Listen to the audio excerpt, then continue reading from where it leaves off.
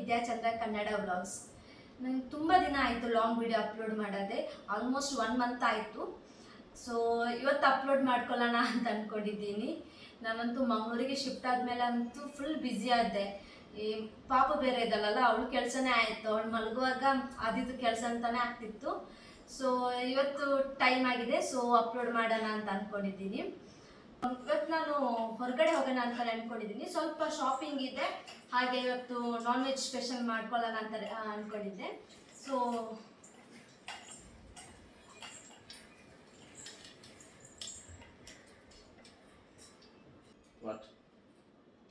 ನಾನು ವಿಡಿಯೋ ಮಾಡ್ತಿದ್ದೀನಲ್ಲ,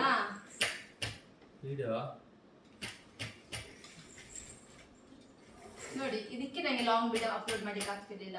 ಈ ಥರನೇ ಡಿಸ್ಟರ್ಬೆನ್ಸ್. ಹೌದು, ಅದು ಕಲಿಸ್ಲಿಕ್ಕೆ ಏನಿದೆ? ಹೌದಪ್ಪ, ಕಲಿ ನೋಡುವ ನೀನು. ಅಲ್ಲ ದೊಡ್ಡ ಇಟ್ಸ್ ನಾಟ್ ಈಸಿ. ಅಕ್ಷರಪ್ಪ ನಾನು ಟ್ರೈ ಮಾಡ್ತೇನೆ. ಅದು ಈಸಿ, ಸಿಂಪಲ್ ಇದೆ ಅಲ್ಲ. ಒಂದು ನಿಮಿಷ ನಾನು ಟ್ರೈ ಮಾಡ್ತೀನಿ. ನಾನು ಎಷ್ಟು ಬೇಗ ಕಲಿತೀನಿ ನೋಡ. It's frog kick scooter. Frog ಕಪ್ಪೆ ಮೆಟ್ಟಿದ ಹಾಗೆ ಮೆಟ್ಟಬೇಕಂತೆ. ಕಪ್ಪೆ ಮೆಟ್ಟಿದಲ್ಲ, ಕಪ್ಪೆ ಹಾರದಲ್ಲ. ಕಪ್ಪೆ ನೋಡು, ಫ್ರಾಗ್ ಕಿಕ್ ಸ್ಕೂಟರ್ ಅಂತ ಇದರಲ್ಲಿ ಬರ್ಕೊಂಡು ಉಂಟು. ಅದು ಎಂತ ಕಪ್ಪೆ ಅಂತ ಅಲ್ಲ ಬಟನ್ ಇದೆಯಾ? ಕಪ್ಪೆ ಎಂತ ಕಪ್ಪೆ ಅಂತ ಹೇಳಿಲ್ಲ. ಗೋಂಕ ಕಪ್ಪೆಯ, ಅಜ್ಜಿ ಕಪ್ಪೆಯ? ಅಲ್ಲ ಬಟನ್ ಇದೆಯಾ ಹೇಳಿ? ಬಟನ್ ಇಲ್ಲ, ಇಟ್ಸ್ ಅ ಬ್ರೇಕ್. ಅಲ್ಲ ಅದು ಮೂವ್ ಆಗೋದು ಹೇಗೆ? ಸ್ಟಾಪ್ ಮೂವ್ ಆಗೋದು ಕಾಲನ್ನು ಹೀಗೆ ಮಾಡೋದು, ಫ್ರಾಗಿನ ಹಾಗೆ ಮಾಡೋದು. ಫ್ರಾಗಿನ ಹಾಗೆ ಮಾಡೋದು ಹೀಗೆ. ಫ್ರಾಗ್ ಜಂಪ್ ಮಾಡೋದಲ್ಲ. ಸರಿ ನೋಡಿ, ನಾನು ಮಾಡ್ತೇನೆ. ಈಗ ಹಿಡ್ಕೊಳ್ಳಿ. ಇದು ಗೋಂಕ ಕಪ್ಪೆ. ನಿಮ್ಮಿದೆ ಹೇಳಿ.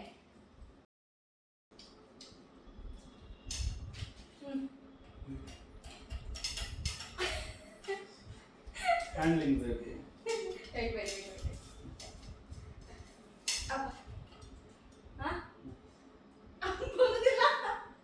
ಕಾಲಲ್ಲಿ ನೋಡು, ಕಪ್ಪೆ ಅದು ಕಪ್ಪೆ ಆಗಿಲ್ಲ, ಅದು ಗೋಂಕ ಕಪ್ಪೆ ಆಗಿದೆ.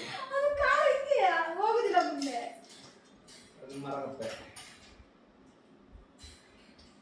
ಹಿಂದೆ ಬರೋದಕ್ಕೆ ಹಿಂದೆ ಆಗೋದಿಲ್ಲ, ಹಿಂದೆ ಹೌದು. ನಿಮಿಷ, ಎಂತದ ಇದು? ದಪ್ಪ ತರ ಇದೆ. ಸ್ಪೀಡ್ ಬೇಕು. ಇದೆಲ್ಲಿ ಹೋಗು? ಎಲ್ಲಿ? ರೋಡಲ್ಲಿ ಹೋಗ್ತಾರ? ಅದೇ. ಸಾಕಾಯ್ತು. ನಾನು ಸ್ಪೀಡ್ ಮಾಡ್ತೇನೆ. ನಿಮಿಷ, ಇನ್ನೊಂದು ರೌಂಡ್ ಬರ್ತೇನೆ, ಆಗ್ತದೆ ನೋಡ್ತೇನೆ.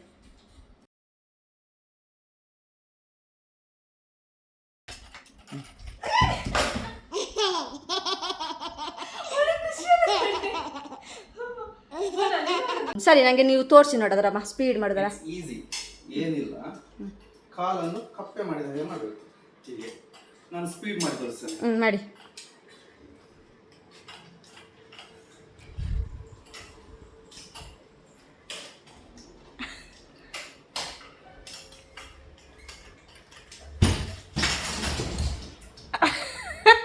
ಅದು ಬಿದ್ದದ್ದಲ್ಲ, ಅದು ಕುದ್ದದೆಂತ ಹಾಗೆ ಕುತ್ಕೊಳ್ತಾರೆ. ಅದು ಆರಾಮದಲ್ಲಿ ಸಾಕು ಸಾಕು, ನೀವು ಬಿದ್ದದು ಅಲ್ಲ ಅಕ್ಷರ.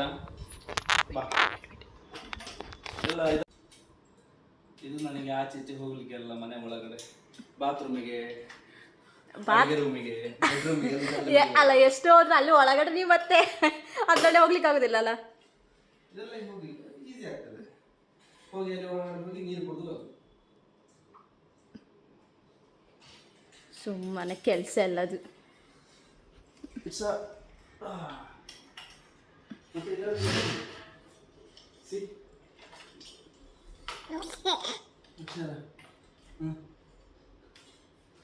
ಸ್ಪೀಡಲ್ಲಿ ಎಲ್ಲದು ನೈಟಲ್ಲಿ ಹೋಗುವಾಗ ಲೈಟಿಗೆ. ನೈಟ್ ಇತ್ತು ರೋಡಲ್ಲಿ ಹೋಗ್ತೀರಾ? ನೈಟ್ ನಾನು ವಾಶ್ರೂಮ್ಗೆಲ್ಲ ಹೋಗ್ಲಿಕ್ಕಿದ್ರೆ ಅದು ಲೈಟ್ ಬೇಕಾಗ್ತದಲ್ಲ, ಗೊತ್ತಾಗ.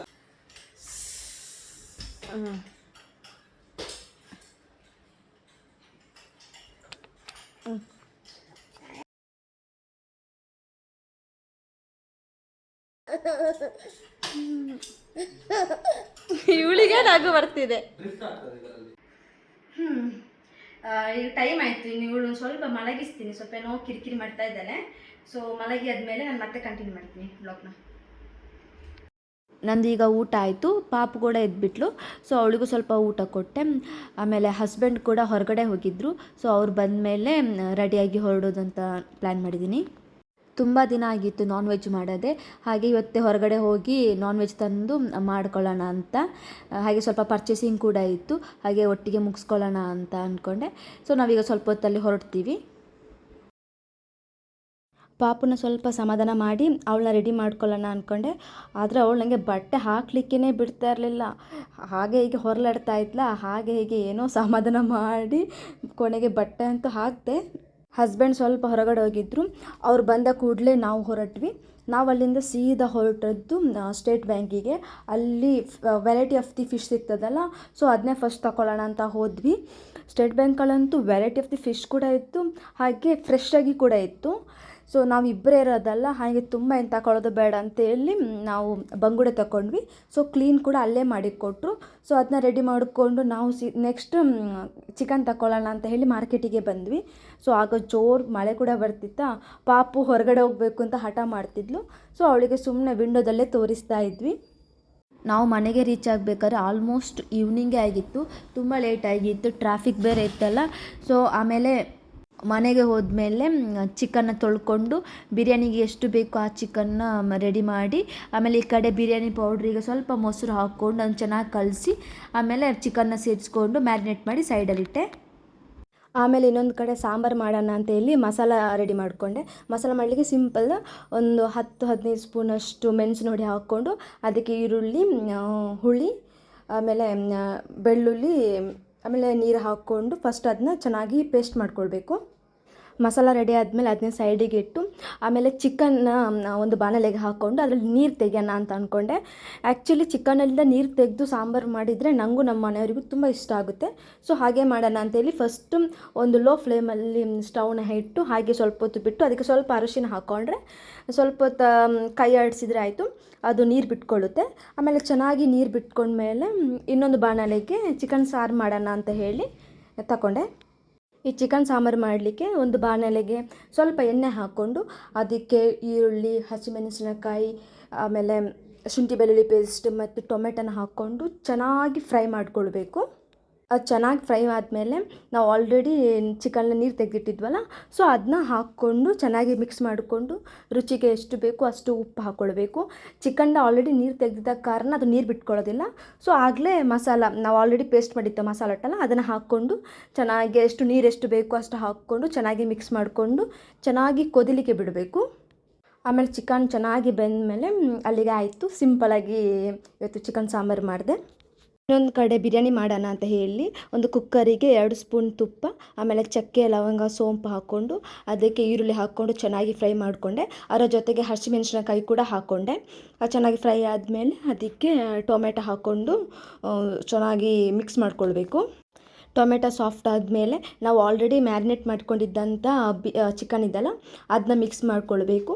ಆಮೇಲೆ ಸ್ವಲ್ಪ ನೀರು ಹಾಕ್ಕೊಳ್ಬೇಕು. ಆಮೇಲೆ ಸ್ವಲ್ಪ ಉಪ್ಪು ಹಾಕಿ ಚೆನ್ನಾಗಿ ಮಿಕ್ಸ್ ಮಾಡಿಕೊಂಡೆ.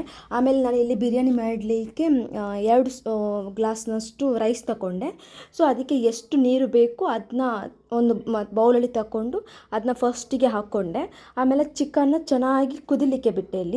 ಇಲ್ಲಿ ನೀವು ನೀರು ತಗೊಳ್ಬೇಕಾದ್ರೆ ರೈಸ್ ಎಷ್ಟು ತಗೊಂಡಿದ್ವಿ ಅದರ ಡಬಲ್ನಷ್ಟು ನೀರು ತಗೊಳ್ಬೇಕು. ನಾನು ಸ್ಟಾರ್ಟಿಂಗ್ಗೆ ಸ್ವಲ್ಪ ಮಿಕ್ಸ್ ಮಾಡ್ಕೊಂಡಿದ್ದೆಲ್ಲ, ಸೊ ಅದನ್ನ ನೋಡಿಕೊಂಡು ನಾನು ನೀರನ್ನ ತಗೊಂಡೆ. ಆಮೇಲೆ ಚೆನ್ನಾಗಿ ಚಿಕನ್ನ ಕುದಿಲಿಕ್ಕೆ ಬಿಡಬೇಕು.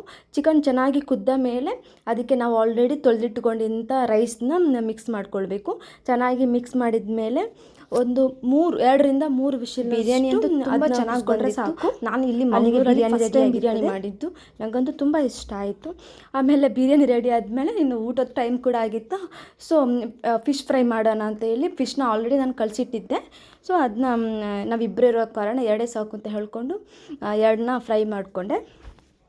Biryani, sambar, fish fry combination ಅಂತೂ ತುಂಬ ಚೆನ್ನಾಗಿತ್ತು. ನನಗಂತೂ ತುಂಬ ಇಷ್ಟ ಆಯಿತು, ನನ್ನ ಹಸ್ಬೆಂಡಿಗೂ ಅಷ್ಟು ತುಂಬ ಇಷ್ಟ ಆಯಿತು. ಸೊ ನಾನು ಮತ್ತೆ ಊಟ ಮಾಡಿ ಮಲ್ಕೊಂಡೆ. ನಾನು ಈ ವ್ಲಾಗ್ನ ಇಲ್ಲಿಗೆ ಎಂಡ್ ಮಾಡ್ತಾಯಿದ್ದೀನಿ. ನಾನು ನಿಮಗೆ ಮುಂದಿನ ವ್ಲಾಗಲ್ಲಿ ಸಿಗ್ತೀನಿ. ಅಲ್ಲಿವರೆಗೂ ಟಾಟಾ, ಬೈ ಬಾಯ್.